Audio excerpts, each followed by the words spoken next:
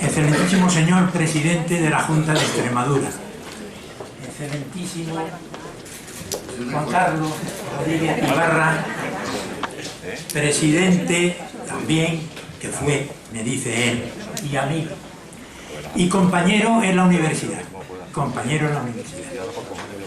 Antes de empezar, quiero hacer una pequeña introducción, ya que he dicho de la universidad. Yo pienso que nadie pensaba que él iba a volver a la universidad, a su trabajo que había tenido anteriormente, porque no es normal hacer eso. Es la gran excepción, como ha sido gran excepción en muchísimas cosas que ha hecho durante sus mandatos. Entonces, verdaderamente nos hemos alegrado mucho en la universidad, en la Facultad de Educación, donde estamos los dos, de que haya vuelto. Y ha vuelto a un pequeño despacho como tenemos todos por allí. Juan Carlos Rodríguez Ibarra nace en Mérida, en el 48.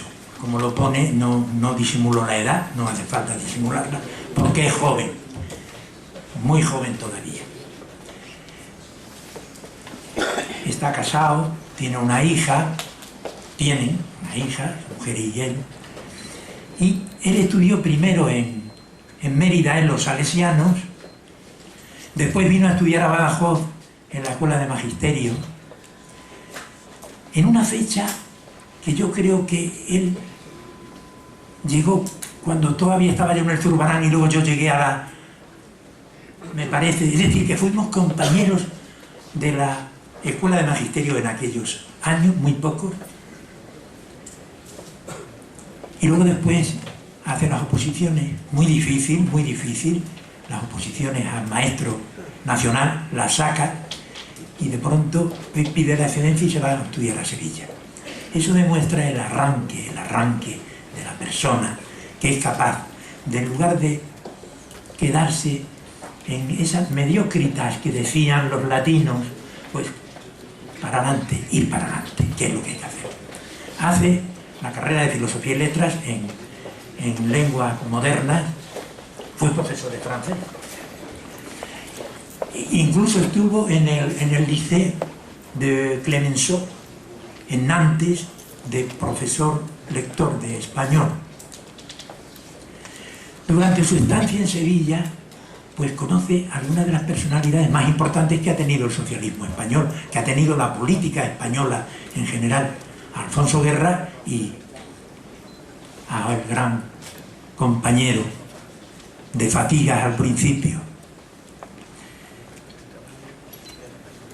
Allí en la universidad es donde conoce una serie de personalidades, de alumnos, de tal, que hacen posible que en el 76 se hace del Partido Socialista Obrero Español y cuando vuelve a Extremadura se impone algo muy importante, que es reconstruir el Partido Socialista en Extremadura. Lo sé además muy de cerca, no solamente por la prensa o por la historia, porque es historia, sino por un compañero y amigo suyo, compañero y vecino mío, que era Carlos Espada. En su casa muchas veces se reunieron y por la ventana indiscreta pude ver a Alfonso Guerra, que venía a Badajoz a verle, y a Felipe González también. Yo he dividido toda su vida profesional y política en tres bloques. Tengo la manía de cuando voy a dar una clase hay que hacer un esquema, y ese esquema que sirva de sostenimiento para luego expresar todo lo que uno puede, debe y quiere decir. Hay una parte profesional, que ya lo he dicho, pero hay una parte política que se inicia en Extremadura, donde desarrolla muchas de sus actividades. Luego, otra parcela política que es España, y luego otra parcela política que es Europa. En cada una de ellas se distingue por su gran personalidad.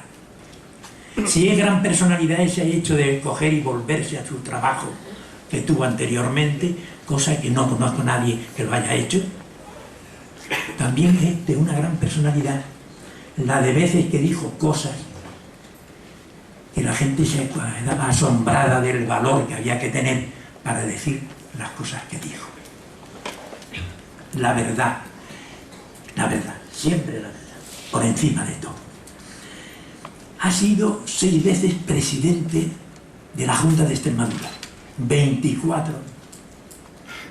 6 por 4, 24 años, presidente de la Junta de Extremadura, reelegido y reelegido y reelegido. Y ha sido también durante el mismo periodo, pues, secretario general del PSOE, primero de la provincia de Badajoz, cuando las dos provincias estaban una por un lado y otra por otro, y luego después del Partido Socialista Español extremeño, cuando es elegido, y además por unas votaciones. Hay una de las veces que la votación es el 99,8%. Se conoce que se perdería alguna papeleta en el camino, porque si no, realmente es el 100%. Y así han sido muchísimas de las elecciones en las que ha participado. Permitidme que una ligera chuleta utilice, porque no quiero que se me olviden ciertas cosas que no se me deben olvidar. Cuando es presidente por primera vez, que fue en el 82, al año siguiente es cuando se hace el Estatuto de Autonomía, por lo cual él tuvo una importante parte en ese Estatuto de Autonomía. Lo mismo que el actual presidente está teniendo una gran parte en la reforma del Estatuto de Autonomía. Y esta tarde ha actuado en Mérida y rápidamente ha venido aquí, lo sé. 6 veces presidente parece imposible.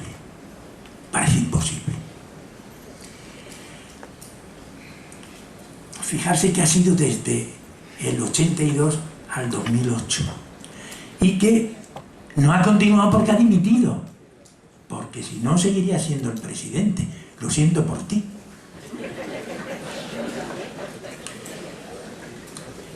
Nacionalmente ha sido en el 33 Congreso Socialista celebrado en Madrid, se le nombró miembro de la Comisión Ejecutiva Federal, un cargo muy importante. Posteriormente, en el siguiente, en el 34 Congreso, que es del 97, forma parte del Comité Federal, que es la punta del iceberg del partido. Y tuvo voz y voto. Y voz diciendo lo que le parecía conveniente en cada momento. Ha sido vicepresidente también en el Congreso de Diputados, vicepresidente segundo de las comisiones de Educación y Ciencia, el Ministerio de Educación y Ciencia que era entonces, y de la Presidencia del Gobierno, 2 cargos importantísimos y claves. La política europea. En la política europea también ha tenido gran preeminencia y además ha conseguido cosas para Extremadura y para España que de no haber estado él a lo mejor no se habían conseguido. Nunca se cayó, nunca retrocedió ante la necesidad de hacer un avance en favor de España y en favor de Portugal también, que caramba, sí, lo ibérico, y en favor de Extremadura, claro está. En 1992, en la Asamblea General de las Regiones de Europa, que se celebra en Santiago, es elegido miembro del Buró. Es una entrada triunfal, que luego se ampliaría posteriormente. En el 94, en Bruselas, es elegido miembro de la Mesa y vicepresidente del Comité de Regiones. Y en ese momento hace algo muy importante. Presenta una propuesta, un estudio de la manera de defender el comercio vitivinícola y también de conseguir una serie de beneficios para luchar, beneficios económicos y medioambientales para luchar contra la sequía que asolaba el sur de Europa. Y lo consigue, porque una cosa es presentar propuestas y otra cosa es conseguirlas. Y en Europa no es fácil conseguir las cosas. Y lo ha conseguido. En el 12º pleno del Comité de Regiones de Europa se le nombra presidente de la delegación española, es decir, presidente de todas las regiones españolas, de todas las autonomías españolas que iban a Europa. Bueno, y luego después se le ha dado una gran cantidad de premios, de medallas, no solo de España, sino también del extranjero. Por ejemplo, una es doctor honoris causa de la Universidad de Córdoba de Argentina. Cuando viene Sampaio, el presidente de Portugal, a Extremadura, le entrega, porque le habían nombrado el gobierno portugués, nada menos que la Gran Cruz del Infante Don Enrique el navegante, que es la condecoración más importante que concede Portugal a alguien importante que sea extranjero. Es la más importante. Luego el Club Internacional de Prensa, que no es moco de pavo, cuidado, le da un premio precisamente por esa transparencia informativa. Él ha sido siempre muy fácil de estar con los medios de comunicación y de decir lo que pensaba y lo que sentía, de no arredrarse entre cualquier pregunta. Importantísimo. En Sant Boi del Llobregat, donde hay tantos extremeños, tienen un premio que se titula Buena Gente. Ahí le dieron el premio, claro que sí, buena gente que es. Y últimamente, en el 2008, cuando ya dice adiós, pero no adiós para siempre, marchándose, porque la cantidad de gente que hay aquí demuestra que no quieren que diga adiós. Algo tendrá el agua cuando la bendicen, dice el refrán. Se le concede la medalla de Extremadura, que creo que es merecidísima por la labor que ha desarrollado durante tantos años en favor de Extremadura y de España, porque no ha hecho esa política de cavernícola solo de Extremadura, sino Extremadura conectada con el resto de España, como debe ser. Él ha presumido siempre de español y de extremeño, de las dos cosas.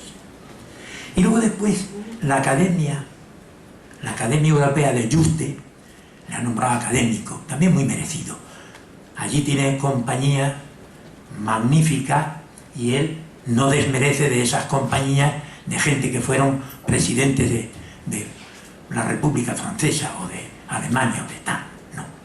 Y tiene además un sillón, cada sillón lleva un nombre, y tiene un sillón que lleva el nombre, lo cual nos une, en cierta medida, al presidente actual, porque es el sillón que lleva el nombre de Godoy, el que hizo posible que Olivenza sea internacional, aunque sea española, pero internacional.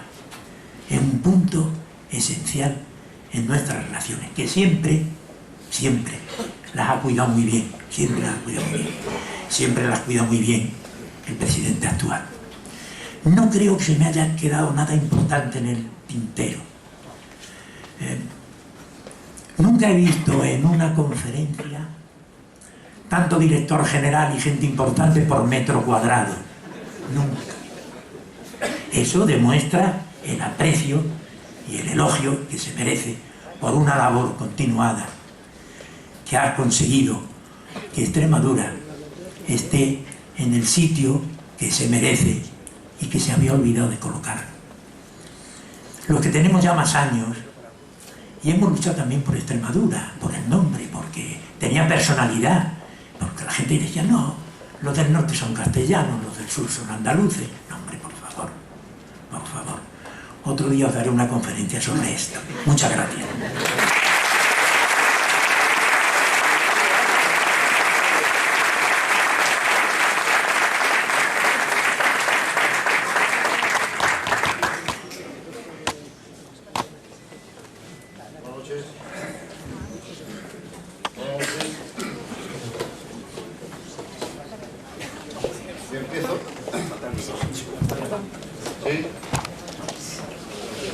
Sí. Bien, quiero empezar saludándole a todos ustedes, dándoles las gracias por la amabilidad de haber venido a escucharme y a escuchar a Paco Petraja, Agradezco a la Sociedad Económica su invitación y las palabras que Paco Pedraja me ha dedicado, y que esta noche, cuando vayamos para casa, la escolta de turno me dirá mucho don y poco din. Y cuando veas, Paco, en una biografía de alguien, vicepresidente segundo de la comisión no sé qué, los entendidos del 8. Ningún mérito ni ningún valor. Bien, el hecho de que ustedes hayan querido venir aquí esta noche, y algunos estén de pie, pues me compromete y me obliga a intentar ser lo más riguroso posible en un tema que es bastante complicado hincarle el diente, en tanto en cuanto estamos hablando de 25 años de Estatuto de Autonomía para Extremadura. Y el tiempo de una conferencia, pues, obliga sin ninguna duda a que yo tenga que acotar, tenga que limitar el espacio al que voy a hacer referencia, con la idea de intentar ser útil para la investigación, en el supuesto de que la investigación sobre estos 25 años exija algún dato adicional que no se haya puesto todavía encima del tapete, y en segundo lugar también porque hay mucha gente aquí que sin duda conoce lo que se ha hecho en este tiempo, pero quizás le falte la perspectiva de saber por qué se hizo y cuáles son las razones que nos impulsaron a hacer la transformación que ustedes conocen de Extremadura. Sin duda voy a dejar muchas cosas en el tintero, y si Paco Pedraja lo autoriza, yo estaría encantado que una vez que termine mi intervención podamos establecer un coloquio para que las personas que quieran preguntar algo puedan hacerlo. Yo intentaré en la medida de mis posibilidades.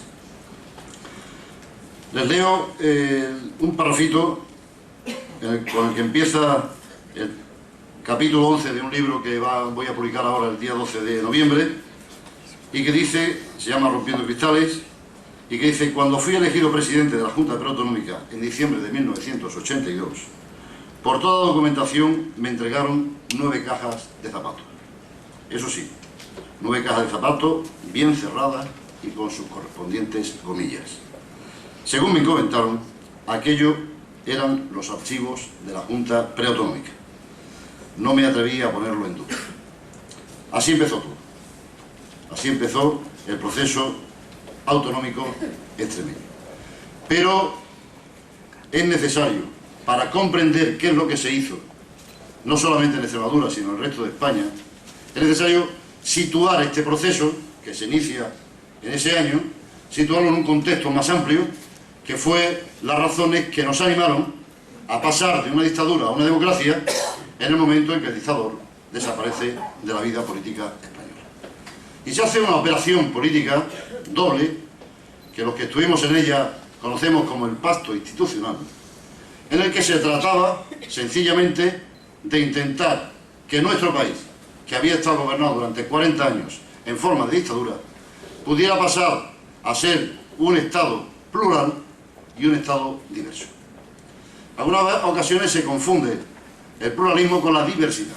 El pluralismo es lo contrario de la dictadura, la diversidad es lo contrario del centralismo, de la uniformidad. Apostar por la pluralidad era una operación relativamente sencilla, no necesitaba red de seguridad, en tanto en cuanto no se puede vivir en democracia si no se vive en libertad. Y por lo tanto era una apuesta en la que todo el mundo estaba dispuesto a dejar algo para que pudiéramos convivir en paz el tiempo que llevamos conviviendo, exactamente 31 años. ¿En qué consistió esa operación de pluralismo político? Es decir, que cada uno pudiera pensar como quisiera, militar donde quisiera, encuadrarse como quisiera, respetando las opiniones y los pensamientos de todos y cada uno de los ciudadanos españoles. Esa operación consistió en lo siguiente. Había una derecha que había estado aliada o gobernando España durante 40 años, una derecha que no era democrática, aunque dentro de su seno hubiera elementos que fueran democráticos. Había una izquierda representada por PSOE, Partido Comunista, ORT, Partido de los Trabajadores, etcétera, que por haber estado alejada del poder y de la democracia durante tantísimo tiempo, éramos partidos que estábamos absolutamente radicalizados, puesto que no habíamos tenido la oportunidad de tocar poder, y lo único que podíamos aspirar era a radicalizar nuestras posiciones en tanto en cuanto no teníamos ninguna responsabilidad de gobierno. Y había los nacionalistas periféricos, fundamentalmente Partido Nacionalista Vasco y Convergencia y Unió, que representaban lo que era la diversidad de las distintas formas de entender la ciudadanía española.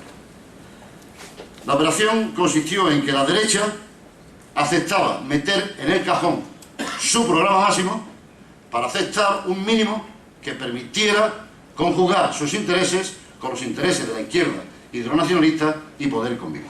De tal forma que la derecha de ese momento mete en el cajón su programa máximo, renuncia, mejor dicho, mete en el cajón los principios de la dictadura y acepta convivir en democracia. La izquierda, por el contrario, lo que hace es meter en el cajón su radicalismo, su marxismo, su republicanismo. No renunciamos ninguno a nada, mi partido sigue siendo un partido republicano, pero metemos en el cajón bajo el compromiso de que todo aquello que sea extremo y que por lo tanto impida la convivencia se queda archivado y vamos a intentar convivir decentemente unos y otros. Y los nacionalistas enterraban también, metían en el cajón su programa máximo, es decir, su afán de escisión, de independencia, y aceptaban un Estado diverso en el que la autonomía fuera la guía que pudiera marcar el camino de la diversidad en España. Y esta operación, así dicha tan rápidamente, nos ha permitido llegar hasta hoy, convivir 31 años en un país que es bastante complicado convivir, por las características que históricamente conocemos y que no voy a repetir en este acto. Esto nos ha permitir ese pacto. En estos momentos creo que está vivo, aunque durante los 3 últimos años ha estado puesto en cuestión como consecuencia de la deslealtad de la derecha y de los nacionalistas españoles. Deslealtad de la derecha y de los nacionalistas españoles, unos por unas razones y otros por otras. La derecha en España consideró que la operación que se proponía de transición de pacto institucional no era una mala operación en tanto en cuanto ellos consideraban que el poder seguiría estando en sus manos, en esta ocasión no por procedimientos dictatoriales, sino por métodos democráticos. Acuérdense los más mayores de la apuesta que hizo Fraga, que fue una apuesta generosa, inteligente y que todos debemos agradecer, de meter a la extrema derecha, a la derecha golpista, en Alianza Popular.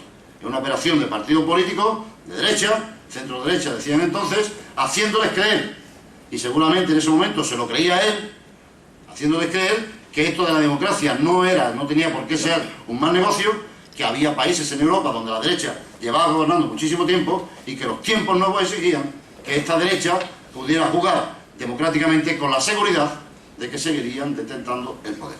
Y que si acaso la izquierda llegaba algún día a gobernar, sería un mero accidente que duraría poco tiempo, como dijeron incluso en el año 1982, en octubre, cuando ganamos las elecciones con 202 diputados. La operación no salió como ellos pensaban. La operación no salió. Si consideramos que la democracia de verdad comienza en el año 1982 y que lo anterior fue transición, sin quitarle mérito, porque creo que tiene un mérito extraordinario lo que hizo la Unión del Centro Democrático, si consideramos que de verdad se consolida la democracia, pierde los peligros y nos asentamos como país en el año 1982, cuando termine esta legislatura, en el año 2011, habrán pasado 29 años, de los cuales el Partido Socialista, es decir, la izquierda, habrá gobernado 21 años y la derecha habrá gobernado solo 8 años. Esto no se corresponde con la idea que esa derecha tenía de que ellos seguirían gobernando y la izquierda sería un mero ascendente. De tal forma que todo lo importante que se ha hecho en este país a lo largo de esta historia de 31 años lo ha hecho fundamentalmente la izquierda como consecuencia de su capacidad de haber estado gobernando España. Y en estos 3 años ustedes habrán visto que ha habido una cierta operación de desgaste, de desprestigio de la figura que era la columna vertebral de este pacto institucional, que era la monarquía parlamentaria. Porque todas estas renuncias que hicimos a favor de un factor común tenía un entronque fundamental que era aceptar una monarquía parlamentaria. Y casualmente en estos 3 últimos años habrán visto ustedes la cantidad de ataques que la monarquía y fundamentalmente el rey, pero también el príncipe, han ido sufriendo, no tanto por los chicos que quemaban fotografías de los reyes en Cataluña, que es una mera anécdota, sino por operaciones bien diseñadas, tendentes a terminar con este juego, que era un juego ruinoso para aquellos que creían que iban a ganar siempre. Esto es como jugar al parche y siempre ganar. Llega un momento que alguno tiene la tentación de dar una patada al tablero e intentar jugar a otro juego. A esto se ha estado jugando Afortunadamente el Congreso del PP lo ha ganado Mariano Rajoy y la gente que a él le acompaña, y creo que de nuevo estamos en un proceso de intentar convivir otro tiempo con una derecha que acepta la democracia y con una derecha que... Déjalo. Sí, da agua para lavarse.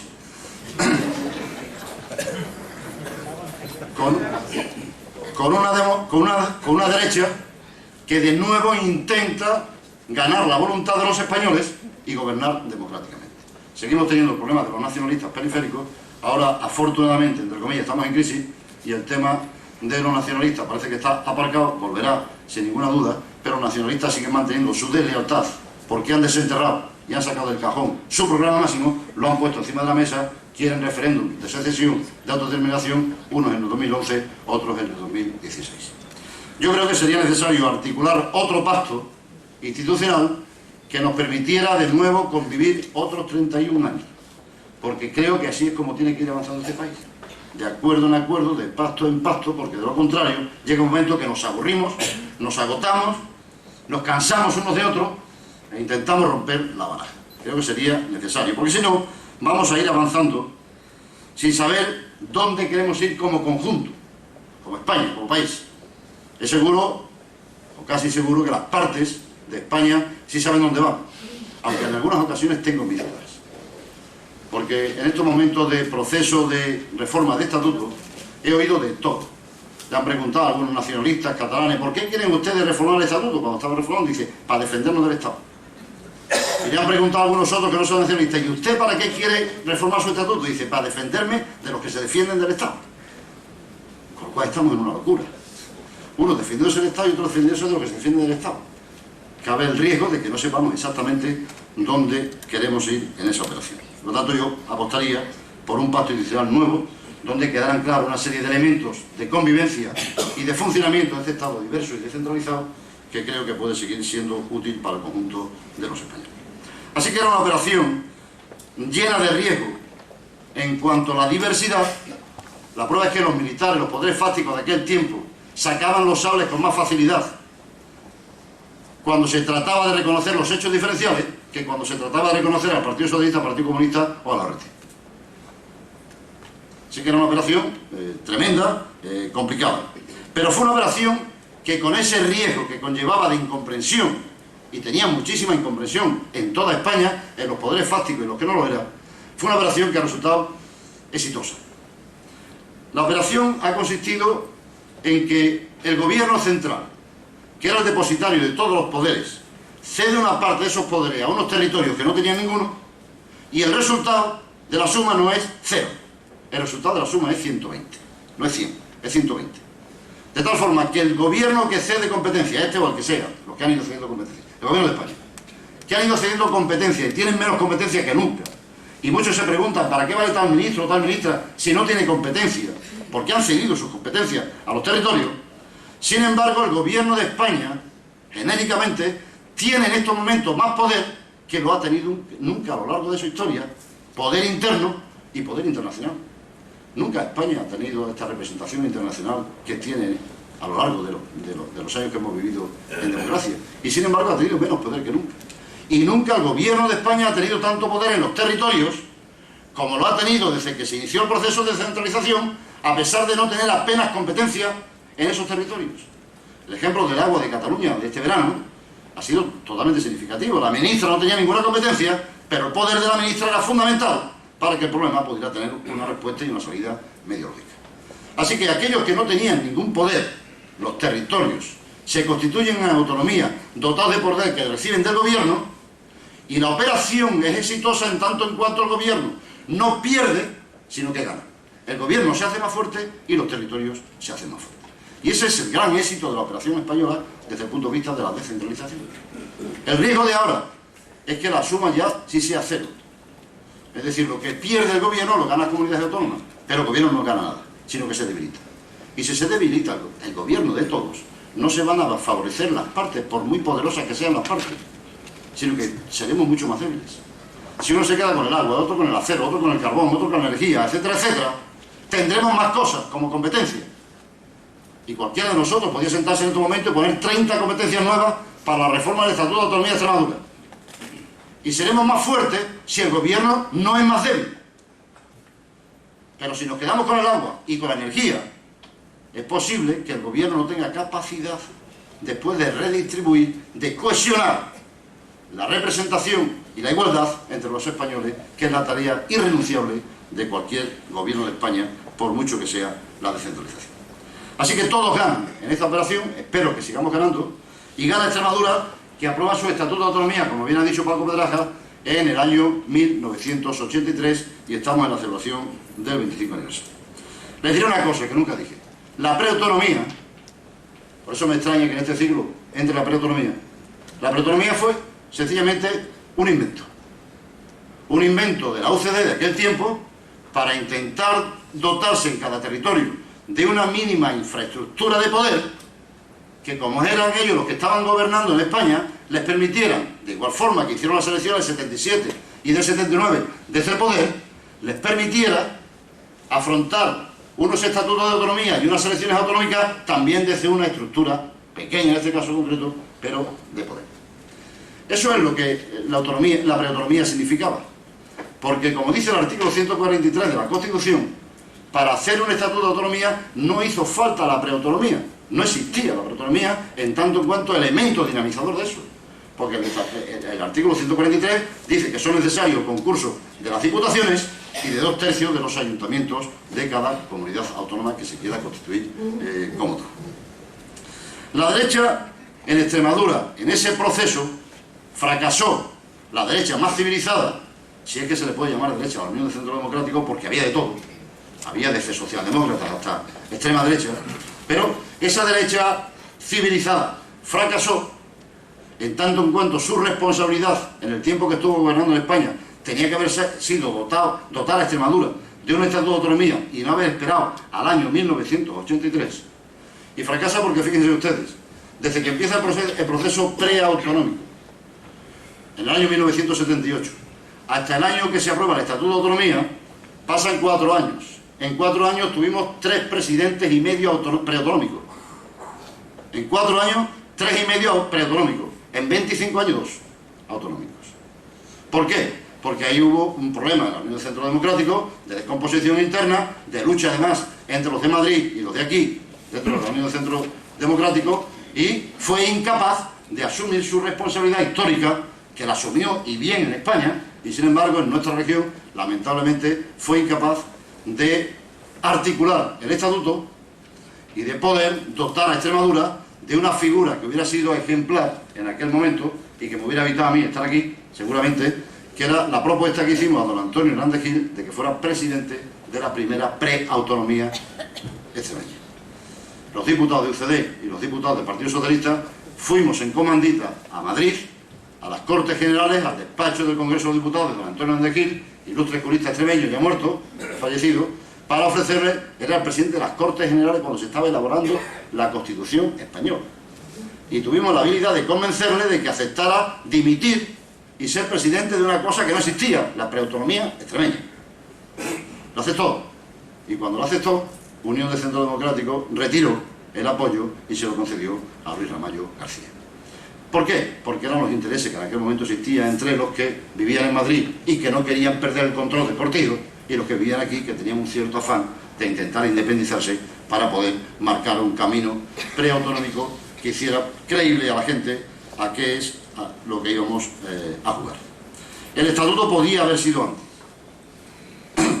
No lo fue, fracasó, y hubo que esperar al 28 de octubre del año 1982, cuando el PSOE asume la responsabilidad de gobernar España, y cuando el Partido Socialista Obrero Español se echa a la espalda la responsabilidad incierta de poner en Extremadura en un camino que hasta ahora nunca había tenido históricamente y que en los años preautonómicos había fracasado, que era hacer el Estatuto de Autonomía y empezar a caminar. En febrero del 83, como saben bien, se aprueba la primera ley orgánica del gobierno socialista, que es el Estatuto de Autonomía para Extremadura. Y se inicia la autonomía extremeña. El Partido Popular no participó. El Partido Popular no tenía diputados, entonces apenas tenía diputados en Extremadura, y los diputados del Partido Popular nacionales se abstuvieron en el Estatuto de Autonomía. Ese explica el intento que tiene el PP ahora de hacer un estatuto nuevo, para ver si es capaz de con una mora quitar la mancha que tiene. Afortunadamente el presidente ha dicho que quiere una reforma del estatuto para que esa mancha le acompañe de por vida, porque el estatuto de autonomía que tantos días de gloria ha dado a esta región nació con el apoyo del PSOE, con el apoyo de la extinta y lo que quedaba de UCD, con la abstención del Partido Popular, que nunca apostó jamás por cosas que pudieran significar transformación para Extremadura. Nació el estatuto con la abstención del PP y con la indiferencia general. Ni siquiera fue portada en los periódicos de Extremadura. El día que se aprobó el estatuto, ahora sacan muchísimos cuadernillos, pero aquel día no salió en portada. Fue una noticia por allí perdida. Imagínense lo que le importaba a la gente que tuviéramos autonomía en Extremadura. Por si fuera poco, como ha dicho Paco antes, entre Cáceres y Badajoz había una disputa tremenda. Y sobre todo nos enredamos en dos cosas: la paridad y la capitalidad. La paridad era cuántos diputados había que elegir, y Cáceres quería tener el mismo número de diputados que Badajoz. Badajoz decía que teníamos más población y que por lo tanto tenía que tener más diputados. Y ahí hubo una pelea tremenda, se dividieron, los ayuntamientos hacían manifestaciones, etcétera. Tremendo. No habíamos empezado y ya estamos discutiendo. Y la capitalidad fue otra aventura que podríamos decir que Mérida es la capitalidad autonómica como consecuencia de que fue una capital salomónica. Salomónica, porque para que no lo fuera Badajoz, los de Cáceres estaban en Mérida; para que no fuera Cáceres, los de Badajoz estaban en Mérida, y al final salió, como consecuencia de una apuesta que hicimos en el bingo de Trujillo, donde se reunió por primera vez la comisión redactora de la propuesta de estatuto de autonomía. Nadie quería asumir la responsabilidad de romper, UCD estaba rota y allí no se podía seguir hablando, y entonces los socialistas decidimos la machada de hacer una propuesta que fuera infumable, inaceptable, y por lo tanto levantarnos, marcharnos y esperar tiempos mejores. Y por la mañana, después de que cerraron el bingo, volvimos a la sala de bingo por la mañana y dijimos: un momento, queremos poner una propuesta encima de la mesa. Los símbolos de Extremadura: la bandera, se acepta la verde, blanca y negra; la capital, Mérida. Nadie dijo nada. Y entonces el alcalde de Mérida, Antonio Pérez, entonces se enteró, tiraron cohetes, convocaron a los alcaldes, etcétera, etcétera, etcétera. Y esa es la razón por la que tenemos hoy Mérida capital. Porque no la querían, los de Cáceres no querían que fuera Badajoz, los Badajoz no querían que fuera Cáceres. Algún día contaré una propuesta que yo hice, pero que ahora no la voy a contar, porque entonces no voy a vender el libro.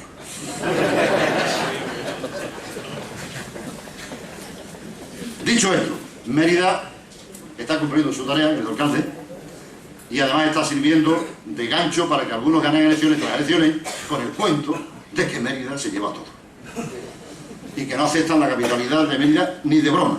Pero como ahora hay una reforma de Estatuto de Autonomía, yo espero que aquellos que han estado hablando tanto en contra de la capitalidad y diciendo que son ellos los que se la merecen, lo propongan ahora. Porque si acaso no lo propusieran, demostrarán a sus ciudadanos que le han estado tomando el pelo miserablemente, utilizando un argumento demagógico, pero que ahora, cuando llega la verdad, no son capaces de poner en primera línea. 8 de mayo del 83, primeras elecciones autonómicas. Nada más iniciarse la campaña, supe que ganábamos. No sabíamos cómo se hacía una campaña electoral, no sabíamos muy bien qué era aquello de la autonomía, yo era el primero que no lo sabía, pero cuando vi los carteles de la derecha, dije: hemos ganado la elección. Porque apareció un cartel que decía, con todo respeto a la persona, que tengo un gran cariño, decía: vota Adolfo Díaz. Dice: ¿quién es? Se había quitado medio apellido, era Díaz Ambrona. Entonces, cuando alguien piensa que la palabra Ambrona no daba votos y pensaba que quitar el apellido lo daba, estaba clarísimo que la derecha no tenía confianza en sus fuerzas y sobre todo no estaba capacitada para poder hacer olvidar a la gente lo que había supuesto de arrastre la participación en los gobiernos de la dictadura. Y efectivamente ganamos las elecciones y el 7 de junio se hace la elección, el discurso de investidura del primer presidente. Me quedé solo con mi grupo porque el Partido Popular, la derecha entonces, abandonó la sesión. Cuando estaba yo hablando, se marcharon de manifestación con agricultores. Se fueron a la manifestación poniendo en evidencia que la derecha agraria en Extremadura es la misma cosa que la derecha política, con algunas excepciones. Y el 13 de junio toma posesión el primer presidente de Extremadura. Y el Hoy, en una editorial de ese día, era toda una declaración de intenciones. Es muy breve. Los extremeños se sentirán más extremeños, más autonomistas, más regionalistas cuando se les demuestre con hechos que las fórmulas de autogobierno sirven para algo más que para dar colocación a políticos y gente del partido que gobierna. Ese fue el recibimiento de quienes predican por igual su amor a Extremadura y su desprecio a los socialistas. 1 millón de euros, no llegaba. Presupuesto que tuvimos en el primer presupuesto. Nadie creía en esto, nadie lo apoyaba, todo estaba por hacer. Y no les voy a cansar diciendo todo lo que hemos hecho. Sí les voy a decir por qué hicimos algunas cosas. La primera cosa que teníamos que hacer era demostrar al pueblo extremeño que esto que nacía era un poder extremeño, poder político extremeño, con capacidad de poder transformar la región si su gobernante se lo proponía y los ciudadanos lo aceptaban. Había que constituir ese poder. Y ese poder solo se podía constituir si era capaz de enfrentarse a los 3 grandes poderes que en ese momento existían en Extremadura. Y lo de grande lo pongo entre comillas. Uno era los terratenientes asentistas, los dueños de fincas, otro eran las eléctricas y otro eran las cajas de ahorro, las 3 cajas de ahorro que entonces había en la región. No teníamos más remedio que batirnos contra ese poder para demostrar que efectivamente el poder político tenía prioridad y prevalencia sobre esos poderes que habían estado constantemente siendo la voz de mando en los pueblos y las ciudades de nuestra región. A la Extremadura de los años 80, que era eminentemente agrícola, según se decía, se le puede poner a esa Extremadura todo el dramatismo que ustedes quieran, y siempre nos quedaremos cortos. La Extremadura de los años 80, cuando empezamos a gobernar, pónganle lo que quieran de dramatismo. Los niños se iban a la escuela a los 11 años. La gente iba a los médicos a la beneficencia. Iban al ayuntamiento que les diera un vale para poder ir a un médico. Iban a la cola de la casa del médico. Los jornaleros estaban en la plaza del pueblo esperando que llegara el manijero. Tú sí, tú no, tú sí, tú no. La gente se iba todavía de migrantes los fines de semana. Teníamos que controlar los autobuses piratas y clandestinos. Las infraestructuras, no digamos, eran absolutamente deficientes. El abastecimiento eléctrico no existía en muchos pueblos. El agua tampoco. No es que hubiera sequía, es que había 132 pueblos que no tenían conducciones de agua. Tenían que ir al pozo todavía, a la fuente del pueblo, a sacar el agua. Es decir, teléfono. ¿Para qué hablar de la telefonía? Les recuerdo que en el año 1880 Extremadura fue la primera región que tuvo teléfono. Un señor llamado Orejona, de Fray General de la Sierra, fue a París y vio el invento del teléfono. Acababa de salir y compró 2 teléfonos y se lo trajo a su finca, de Fray General de la Sierra. Un 19 de marzo conectó a 2 kilómetros de distancia un teléfono con otro con un cable y hablaban. Y en Navidades de ese mismo año tiró un cable más largo con un amigo suyo que tenía otra finca en Sevilla y hablaron. Y 3 días después tiró el cable hasta Cádiz y hablaron. En Fray General de la Sierra tuvimos que poner 1.000 millones de pesetas a Telefónica para que 100 y pico años después pudieran ponerle teléfono a los pueblos de menos de 5.000 habitantes. En el año 83 había 6.000 empresas. La empresa más grande que había en Extremadura era la Dieter, Zafra. Pero no se pueden imaginar cuál era la empresa que más facturaba de Extremadura, la que más facturaba. Un concesionario de automóviles. Esta era la empresa más importante que había en la región.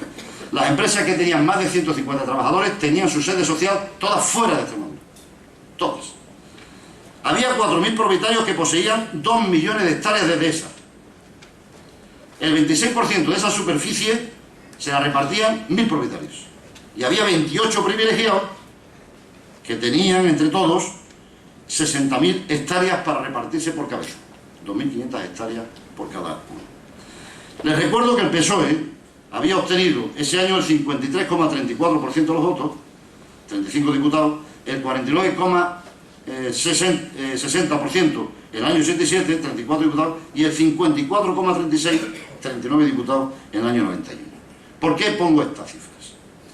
Porque miren ustedes, ante esa situación de dramatismo que vivía nuestra región, que he puesto solo unos pocos ejemplos, pero voy a poner miles, con un partido de izquierda que llega al gobierno, en la primera experiencia democrática autonómica de Extremadura, con unos jornaleros en el campo sin tener exactamente qué hacer, esperando a la plaza del pueblo que vinieran a contratarlo, marchándose en emigración todavía por miles. Una experiencia como esa se podría haber venido abajo si la Junta de Extremadura no toma la decisión de hacer por ellos lo que ellos empezaban a hacer, que era un proceso violento de expropiación de fincas. y la Junta de Extremadura, aplicando la ley de fincas manifiestamente honorable de Unión de Centro Democrático, inicia un proceso de expropiación que fue un bálsamo para que los jornaleros extremeños entendieran que efectivamente había un poder político a su servicio y que ellos no tenían necesidad de repetir la experiencia sangrante y frustrante de la Segunda República, donde precisamente la cuestión agraria fue la que hizo que todo saltara por los aires.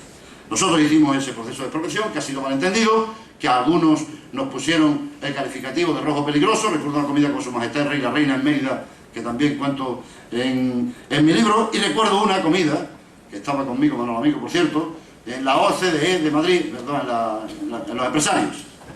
¿Cómo se llaman los empresarios? La COE.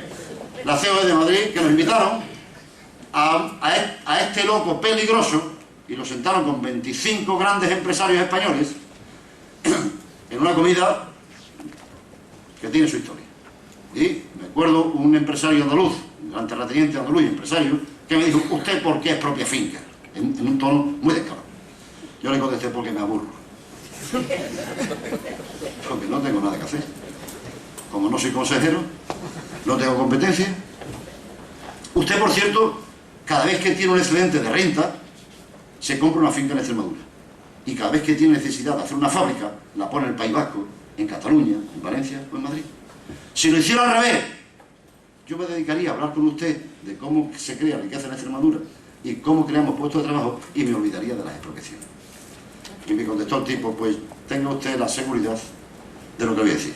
Cuando yo vengo de Madrid, camino de Sevilla, y paso por Navalmoral, nada más que entrar en Navalmoral, subo la ventanilla de mi coche para que no me robe usted la cartera.